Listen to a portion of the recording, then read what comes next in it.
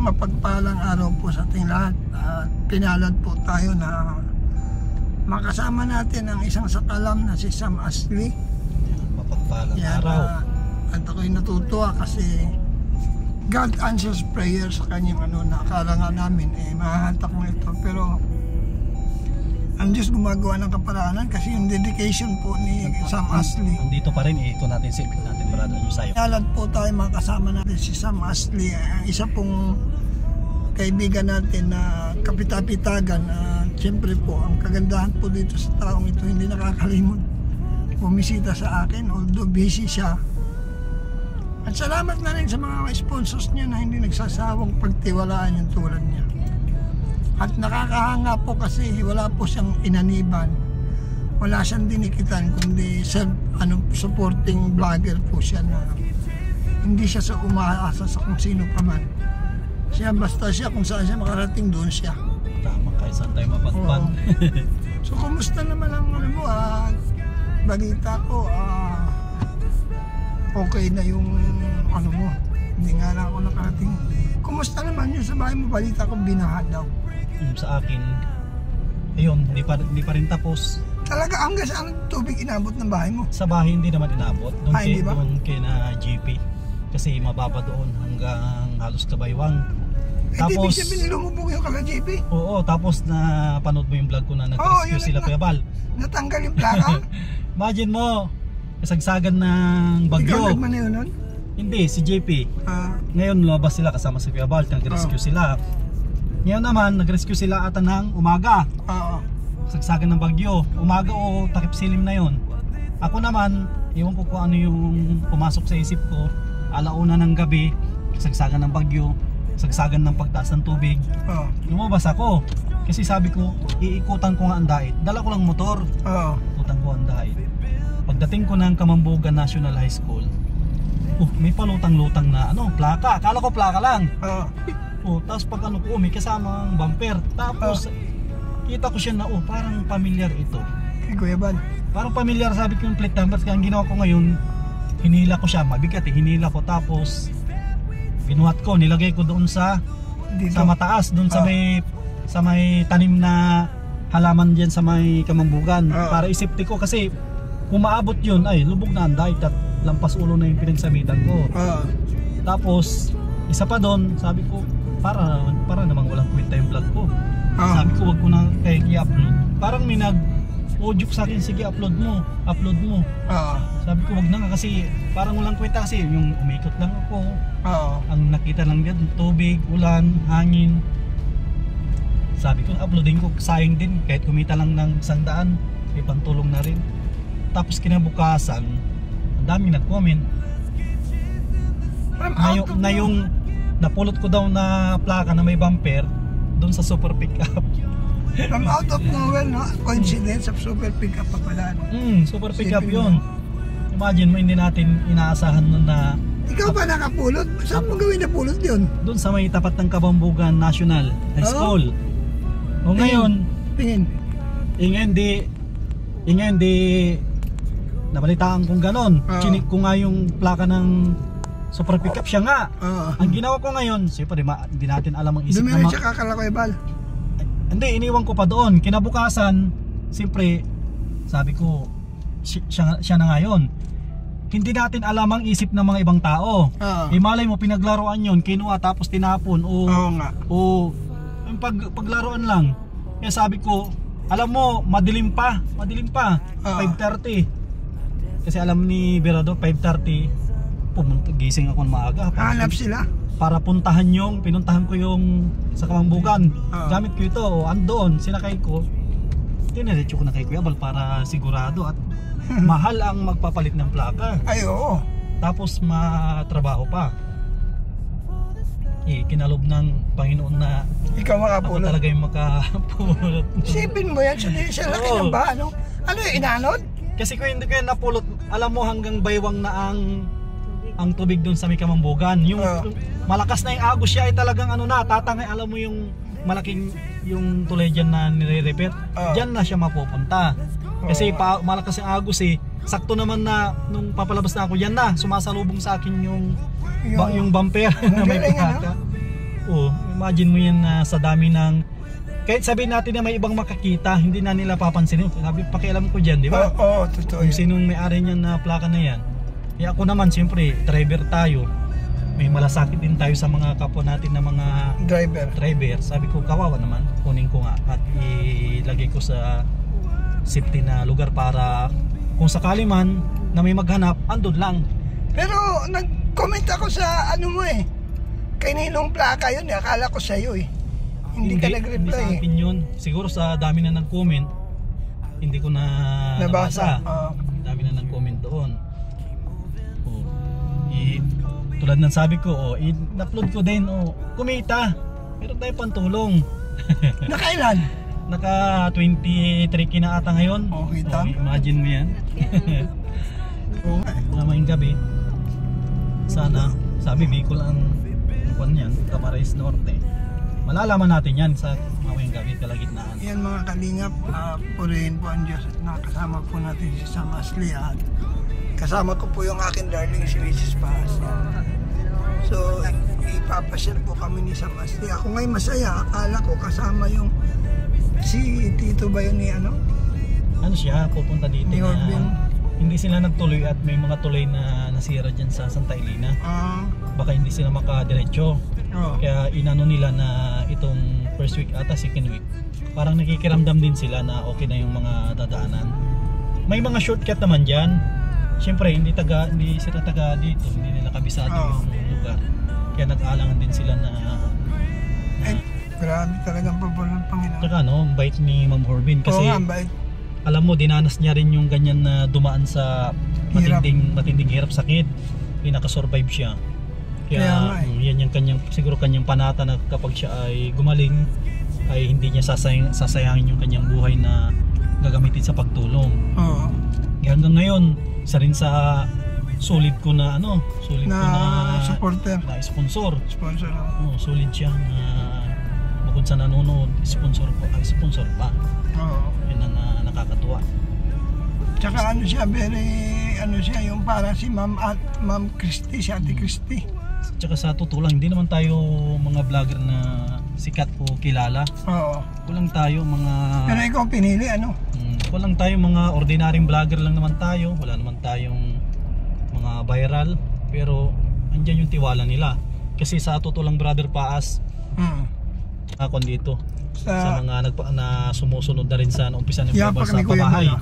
Totoo yan. Pang 15 ko na ata yun na hindi kung sa madaling salita, hindi ko naman pabahay yun, pabahay ng sponsor na pinadaan lang sa channel ko. Pero ikaw ang gumagawa, ha? Take note, ha? Vlogger na, panday pa. Itong bagong project, kami rin ulit ang gagawa para makatipid. At wala naman tayong sapat na budget. Kahit sabihin natin na may budget, minsan hindi ko rin matiis na hindi gumalaw. Parang iasa ko ng lahat sa mga panday, parang ayaw ko din. Gusto ko gusto ko mayroon din akong ambag na doon sa ginawang bahay. Tama yun. Yan po, napaka po ng idea ni Sam. Talagang bukod sa vlogger, siya rin po ang panday. So madalang po yung ganun. Kasi usually ang panday, ang vlogger kasi hindi nagpapanday. Palibasa may experience ito si Sam Ashley, naging skill po ito, kaya may alam patungkol sa pabahay. Kasi unang-una, ang trabahong construction ay unang-una hindi birong bagay. Bukod sa mahirap, madumi pa, di ba? Laging simento ang kuwan mo, talagang pawis-pawis. Hanggang tingnan mo, minsan po kami mga kalingap ni Sam sa Bagasbas. Ang daming nagja-jogging. Yan, ang dami pong nagja-jogging. So, plano namin ni Sam Ashley ay magtambay muna sa Bagasbas with my wife. Ayan po yung way po. Buti dito hindi binao. Ano?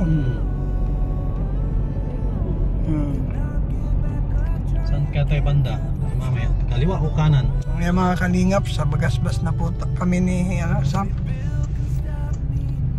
Magaya po si Sam na kami mamasyal. So ito na po tayo guys, Bagasbas na po. Yan, ang dami po nagsasaraping mga kalingap po. Ganda ng tubig. Dagat. Purihin ang Diyos sa buhay ni Ma'am Morbe na hindi nakakalimot, ano? Ilan na siya sa'yo na padala? Nakatatlo na ata? 3 na. Pangatlo ngayon. Pangatlo ngayon? Ang laking tulong din naman niya sa akin. Yan mga kalingap, nandito na po kami sa Bagasbas. Siyempre po nakakatuwa kasi first time ko pong makasama si Sam na talagang namasyal na kami lang. At take note po, magkakasama kami pa Baguio na ang aming sasakyan na ito. Siyempre hindi ko rin po matis na hindi po mag-share. Siyempre hati kami niyan para naman hindi maging kabigatan kay Sam kasi magpapakain pa yan. Kung ito, abot basta Dito. Yan, ang dami pong tao mga kalingap po. Ang dami pong tao dito sa Bagasbas. Busy po ang mga tao. Ano siguro yan? ayuda yan, parang doon sa... doon Kaso wala naman tayong damit. ngayon ko lang po makakabanding itong taong ito. Maganda sana sa umaga para ano. Ay, mainit-initan tubig. Bukas ba pupunta ka sa birthday ni ano? Sino? Ni Kuya Brooks? Ay, titignan ko at kung Tanghalian? kung ako bukas maglilihat kung walang bagyo. Kung walang bagyo, maglilihat kami ng pabahay nga. Bukas ang layout. May tao. Ano? Crowded po ngayon ang ano? Walang pasok bukas. Wala ba? Walang pasok bukas. Baka siyempre. Simbrik pa rin. Holiday, ewan ko. Basta. Yan, ito po mga kalingap. Andito po tayo ngayon sa ano? Bagasbas, ang dami pong tao mga kalingap. Oh. At crowded po ngayon. Yan. Yan tayo, tanong tayo dyan.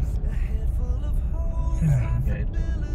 Mga kalingap. Hindi sa ano, sa restore, sa trust. Meron yan. Wala. Ako meron eh. Yung mga kalingap oh. Para pong kumbaga ito pong Bagasbas ay pinaka pasyalan talaga ng mga tao. Kumbaga ito po yung pinaka favorite place po nila na puntahan. Magandang pasyalan yan oh. Bagasbas. Ano to, sakupan ito ng dait, hindi na. Kaya mga kalingap, andito po kami ngayon sa Bagasbas. Siyempre kasama ko yung aking wife. Ano masasabi mo tayo ay ititreat ni Sam Ashley? Salamat sa Lord. Salamat kay Kuya Sam Ashley. Kami ay pinagkantrado sa Yan. Pwede na rin doon. Para medyo formal. Ang kasama po natin si Sam Ashley. So dito po tayo ngayon sa Katugang. Sarado na pala. Patay tayo dyan. May ano yan. Dito po kami sa upaan. Pwede rin dito. Pwede rin doon. Ayan. So andito po kami. Para sa food na nais po na. Mga kalingap, banding po kami ni Mrs. Paas. Siyempre po ni Sam Ashley. Dito po kami na punta sa upaan. Isang nag-drop soup merge, tatlong cucumber shake, isang sangay regular. Tapos, Unang birthday ko sa kasi dito yung yung parang nakaka-relax siya. Yan. tapos kami po ay kakain dito.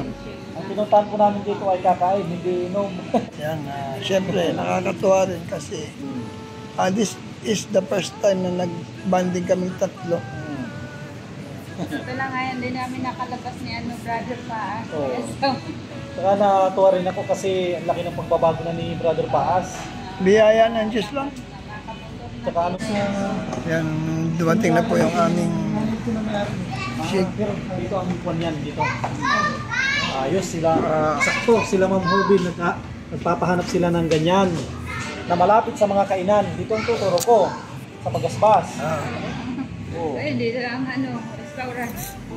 Iron Catering. Sabi niya gusto niya daw na may hotel na malapit sa Sa Catering Kung saka malapit sa dagat, gusto nila maligo.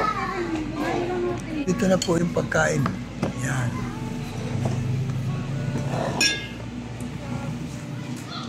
Ito na yung soup.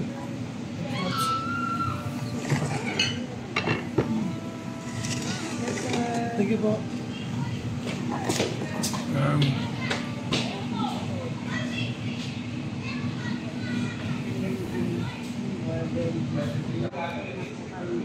Ma'am Banal, maraming salamat po sa blessing na aming pagsasaluhan. I-bless mo ito, Lord, maging kalakasan po ng aming katawan. Magamit mo sa iyong gawain. Salamat po sa pagpapalang ito. Paluwalhati ka sa aming pagsalo-salo. Ito po ang dalangin in Jesus' name. Amen. That's it. Kalingap, palabas na po kami. Maraming salamat sa nag-sponsor. Siyempre po, shout out Ate Merluza, Tita Litz, Binils, Karaig Pe, Lerma Tanaka, Joseph Importante, Mike Green. Huwag po natin kalimutan, Bal Santos Matubang, Ate Edna Blanc Kalingap. Shout out Mrs. Paas PX. Yan, support po natin. Salamat po sa mga hindi nag-skip ng ads, sa mga nag-like, sa mga nag-share. Mabuhay po kayo. Siyempre po, salamat din po. Siyempre sa walang sawa ninyong pagtangkilik. Yan. Jesus loves you all. God bless you. See you next live, next vlog po. Maraming salamat yan. So, pauwi na po kami. Pinread po ako ni Sam Astley. Mabuhay po kayo. Salamat. Yan. Pauwi na po kami. Ayan, di na tayo ma-aircon. Hindi na. Para ma-feel natin yung Shoutout. Yan, maraming salamat po. See you next vlog. God bless you. Bye-bye.